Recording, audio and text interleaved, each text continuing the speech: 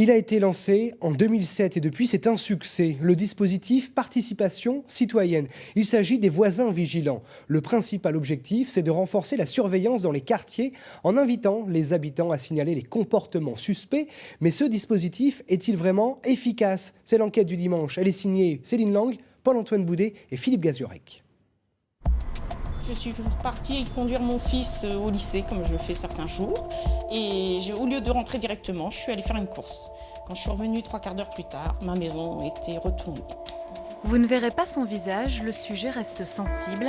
Cette habitante de Saint-Brice-Courcelles a été cambriolée en novembre.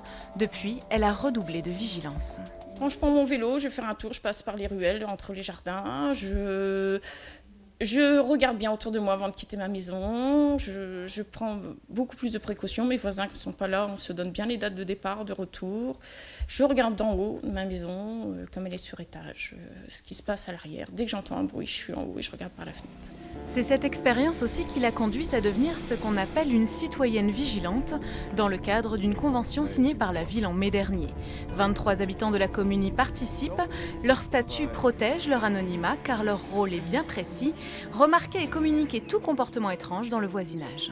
Une personne qui remarque quelque chose d'anormal ou une personne ou un comportement, un événement un peu bizarre par rapport à l'habitude, son rôle, sa mission, c'est d'alerter immédiatement, de prévenir immédiatement le référent pour la commune.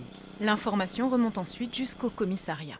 Le dispositif Participation citoyenne présenté ici à Châlons engage en effet la mairie, l'État et les forces de l'ordre, de quoi formaliser les relations entre les habitants et leur police. Le citoyen vigilant hésite alors moins qu'avant à signaler des événements qu'il juge anormaux. Le côté qui m'intéresse, c'est savoir à qui s'adresser après. Parce que là, quel que soit le concitoyen, si je vois, même si j'en faisais pas partie, si je vois quelque chose d'anormal, je regarderais, je serais prêt à faire quelque chose. Par contre, savoir bien à qui s'adresser, être connu. Si je fais un appel et que je suis reconnu, peut-être qu'ils interviennent plus facilement. Je sais pas, c'est une idée. La police est en demande d'informations, mais encore faut-il qu'elles soient pertinentes. Il faut faire le tri entre les remarques intéressantes pour une enquête et ce qui relève parfois du préjugé. Sur des choses anormales, sur des démarcheurs insistants, sur des faux employés, des eaux, des faux policiers, etc. Donc voilà, c'est des informations, nous on est preneurs. Les forces de l'ordre comptent donc pleinement sur la vigilance des habitants. Elles se défendent pourtant de faire des citoyens des policiers en herbe par manque de moyens. Ce n'est pas une limite de moyens, c'est que chaque citoyen doit être solidaire de ses autres voisins et permettre d'amener des éléments à la police nationale pour mieux travailler. Mais en aucun cas se substituer aux forces de l'ordre. Alors ces conventions sont-elles efficaces? Difficile à dire.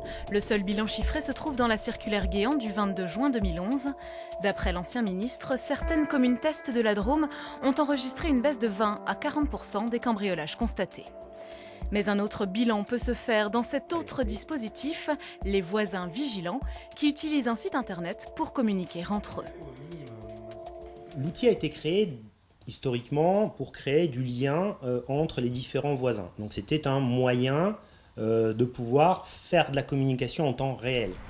Le dispositif est presque similaire aux conventions de l'État, sauf qu'il s'agit ici d'une entreprise privée à l'origine associative et qui mise tout sur sa plateforme web. Avant les forces de l'ordre, l'information circule donc d'abord entre voisins. Très rapidement, on a les informations, donc ça nous permet d'être plus vigilants et d'observer dans les impasses où on habite, même si on le faisait par avant. Donc en permanence, on sait qu'il y a quelque chose qui se trame, donc on surveille. Entre 3 et 4 alertes sont envoyées tous les 15 jours à Bethny. Si ces dispositifs ne permettent donc pas forcément d'arrêter les malfrats, ils ont au moins le mérite de donner le sentiment aux gens qu'ils ont une prise sur leur propre sécurité.